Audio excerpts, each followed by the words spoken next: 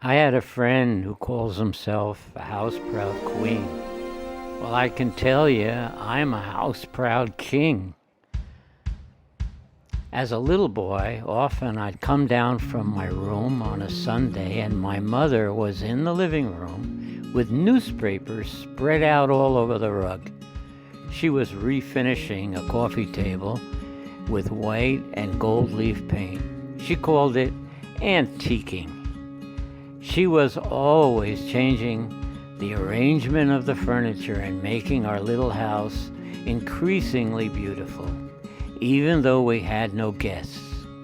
It was always ready for them. If she was not redecorating, she was cleaning the house scrupulously.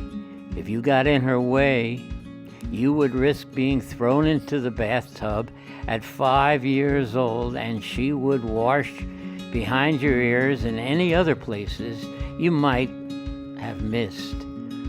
I today, like none of any of my friends, I'm crazy, spend half my income beautifying our house. A crazy 30% of our life turns into landscaping, painting, and coming up with ideas for interior design. My mother left me with DNA that impacted much of my life on Earth.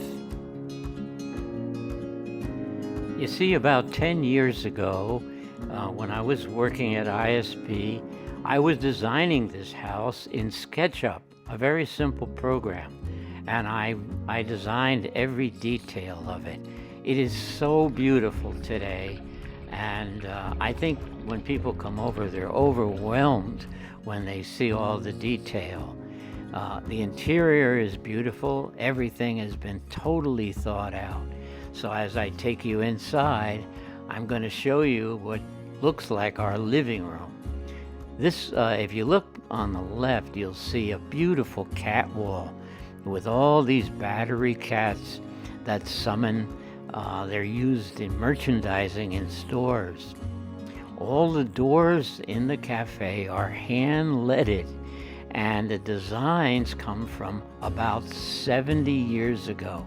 I found this guy who does glass work, and each door was almost 70,000 baht, but they let light into the room, and they're not opaque, and they're beautiful.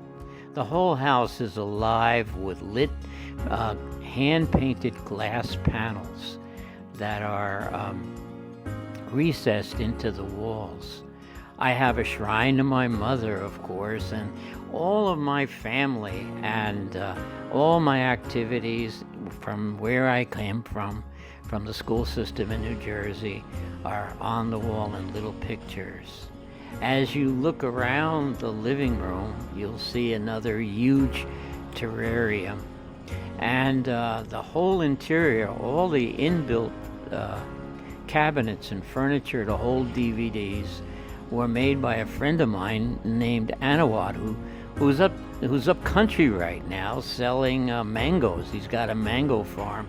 I think he's had a few different farms. He's a farmer right now. And he helped me do all the wooden cabinets in the house. Just recently, I designed a terrarium for my bedroom. I just love it. It brings me into another world. It has a waterfall in it and a little fish, and it's very easy to maintain. It has mosses and plants from all over the world, which I carefully chose.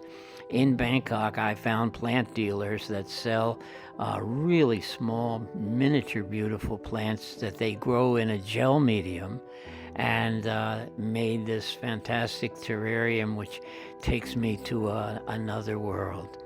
I listen to classical music, and I look in this thing and I watch the waterfall and the little fish.